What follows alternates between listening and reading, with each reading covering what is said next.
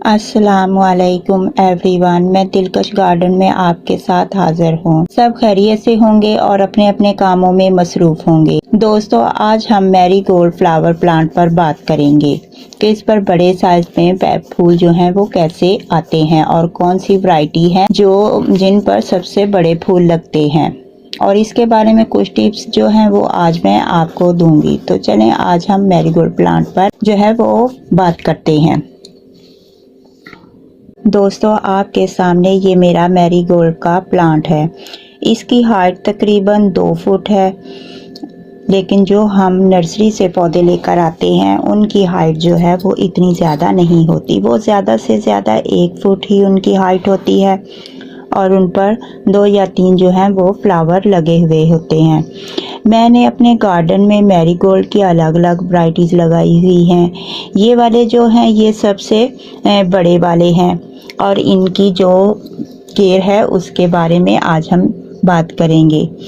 ये जो बड़े वाले मैरीगोल्ड हैं ये अमेरिकन मैरीगोल्ड हैं। इसकी खासियत ये है कि इस पर बहुत बड़े बड़े फ्लावर आते हैं। इसका जो डायामीटर होता है गुलाई में वो 4 से 5 इंच तक होता है, क्योंकि जब हम इसको हाथ में इस फ्लावर को पकड़े तो हमारा जो पूरे का पूरा हाथ जो होता है इन फ्लावर से भर जाता है। इतना ये बड़ा ये फ्लावर होता है। ये एक प्लांट के ऊपर 15 से 20 दिन तक एक फूल जो है वो खिला रहता है। आज अप्रैल की 11 तारीख हो चुकी है और गर्मी भी काफ़ी ज़्यादा शुरू हो गई है, लेकिन आप मेरे इस प्लांट को देख सकते हैं कि इस पर किस तरह से 4 से 5 फूल जो है वो बड़े साइज में खिले हुए हैं और इस पर अभी भी बहुत सी जो हैं वो बर्ड जो हैं वो आई हुई हैं, और ये भी इतनी ही बड़ी बड़ी बर्ड जो हैं वो इतने ही बड़े फूल बनेंगे। और इसके अलावा और भी मेरे बहुत से फूल लगे हुए हैं।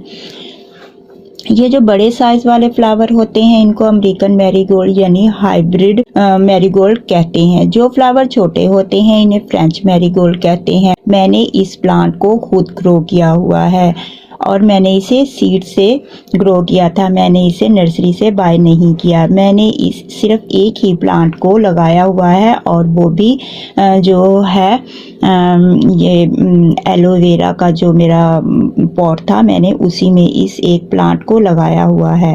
और देख लें कि ये कितने अच्छे से ग्रो इसने किया है। इसके दरमियान में एक फूल है और साइडों पर इसके 3 फूल हैं। ऐसे लगता है जैसे कोई बादशाह हो और उसके साइडों पर उसके सिपाही उसकी हिफाजत के लिए खड़े हों। ये बिल्कुल इसी तरह से ये फूल लग रहा है। मैंने इनको जो फर्टिलाइज़र दी है ताकि ये ज़्यादा से ज़्यादा इनमें फ्लावरिंग हो, वो मैंने इसमें DAP खाद एक दफ़ा दी, जिसके बाद इसमें ये इतने बड़े बड़े जो हैं वो फ्लावर आए। इसके बाद मैंने एक मरतबा इसमें SOP खाद भी दी ताकि इन फूलों का जो साइज़ है वो मज़ीद इंक्रीज़ हो जाए। और ये आपके सामने है और आप भी इसी तरह से अपने मैरीगोल्ड प्लांट को जो है वो खाद देकर इतने बड़े बड़े ही फूल ले सकते हैं। अब सीज़न का बिल्कुल एंड हो चुका है, तो आप जब भी लेकर आए नर्सरी से फ्लावर तो आप कभी भी वो वाला प्लांट मत लें जिसके ऊपर 2 या 3 जो हैं वो फ्लावर खिले होते हैं।